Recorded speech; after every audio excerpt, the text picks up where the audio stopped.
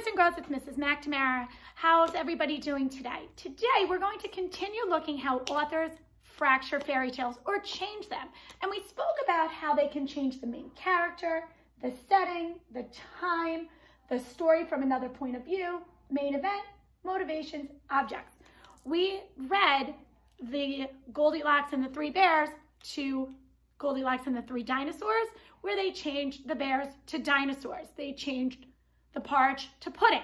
And there was a couple of other changes in there. Today, we have read in the past The Princess and the Pea.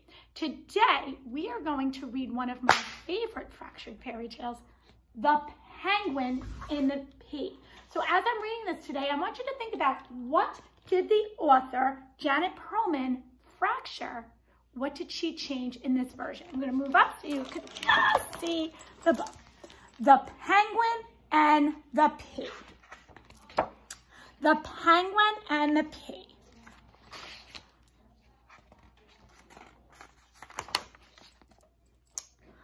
Long ago in a faraway land, there lived a penguin prince who was very, very lonely. He wished more than anything to find a penguin princess to marry, but she had to be a real princess. He traveled far and wide to find one, and he met many penguins who claimed to be a princess. Some even wore crowns, but they was always something that was not quite right. One was too loud, another too giddy, this one too shy, that one just plain boring. The prince was not impressed by any of them, and so he returned home, weary and discouraged.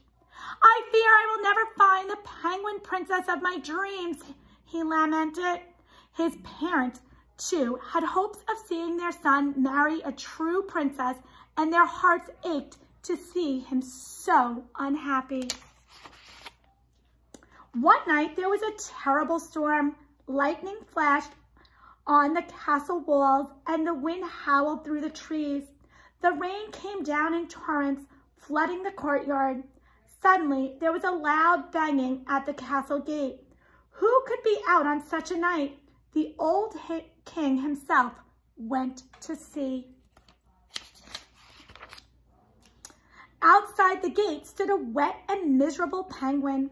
Her carriage had broken down, and she was seeking shelter from the storm. She claimed to be a princess, but what a dreadful sight she was. Rain streamed down her beak, and her feathers were all matted. Her clothes were in tatters, and her crown was caked with mud. Yet she insisted that she was a real princess. The king invited the shivering princess in to dry off and stay for the night. The princess shook the rain and mud from her clothes and feathers as best as she could. When she removed her grubby rain flippers, enough water gushed out to make a puddle in the entranceway. The old queen pursed her beak disapprovingly at the bereaved guest. She does not look like a princess to me, she said to her king. Just look at those straggly feathers, that rusty crown. But the prince was intrigued by the mysterious stranger and looking forward to learning more about her. As the evening wore on, he saw that despite everyone's first impression, she possessed genuine beauty and a sparkling wit. In all of his travels, he had never met anyone as enchanting as she. From the gentle curve of her beak down to her delicately webbed feet, she was the most perfect penguin princess he had ever seen.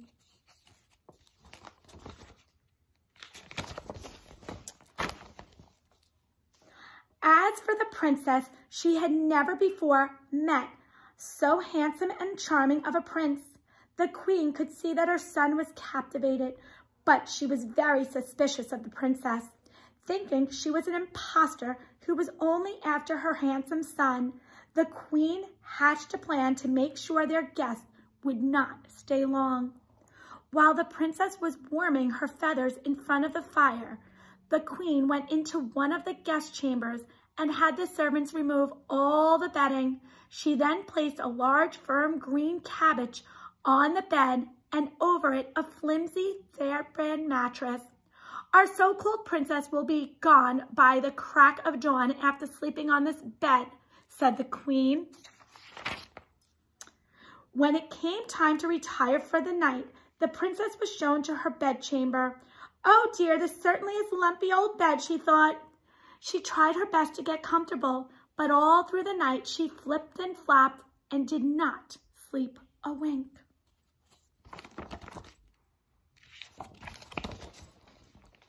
The next morning, she said not a word about the terrible night.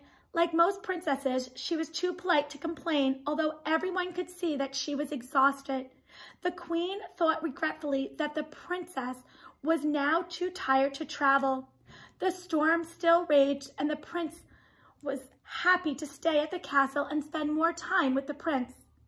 It was a day of pure delight and whimsical. The two young penguins talked about everything and anything. They were simply enchanted with each other, and the castle halls rung with joy and laughter. She surely must be a real princess, thought the prince. She is the ideal penguin for me. By the end of the day, the prince was so in love that he asked for her fin in marriage. The princess happily accepted. The prince then went to his parents to ask for their blessing. The king gave his flap of approval right away, for he could see how much in love his son was. But the queen was not ready to welcome the newcomer into the royal family. We must be absolutely sure that this young penguin is a real prince, the queen insisted.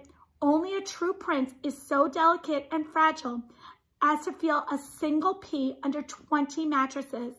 If she passes this test, then you will have my blessing.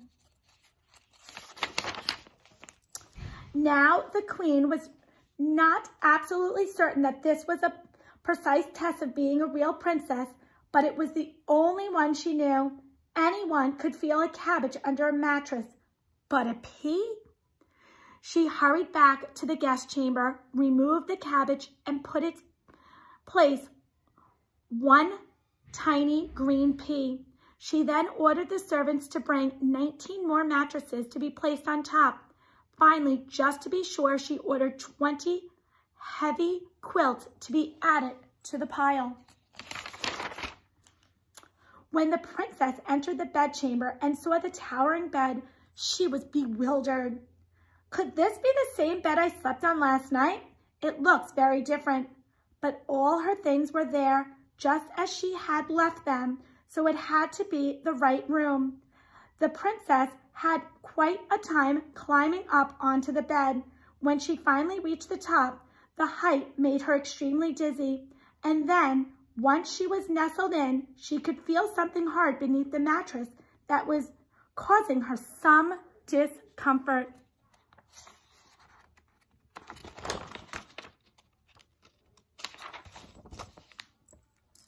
In the middle of the night, as she turned restlessly from side to side, she rolled right off the bed and tumbled to the floor. She sat up and carefully adjusted her crown. Her whole body ached, her flippers were bruised, and some of her feathers were broken. She did not even try to climb back up, but huddled miserably on the floor for the rest of the night.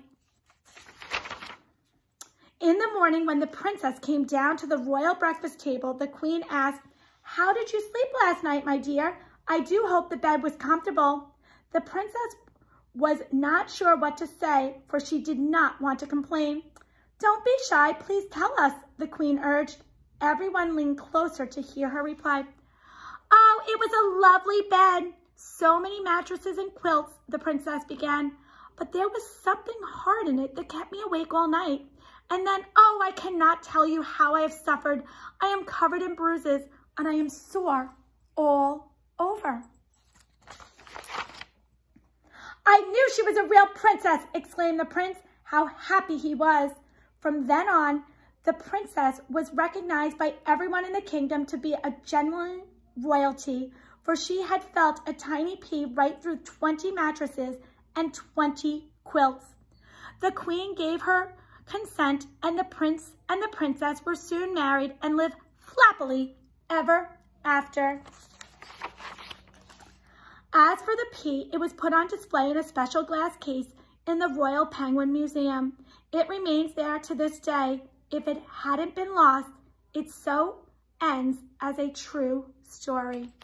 The end. All right, so boys and girls, think about how did the author fracture this tale, the penguin and the P, to the princess and the P. Hope you enjoyed it. Have a nice day. Bye.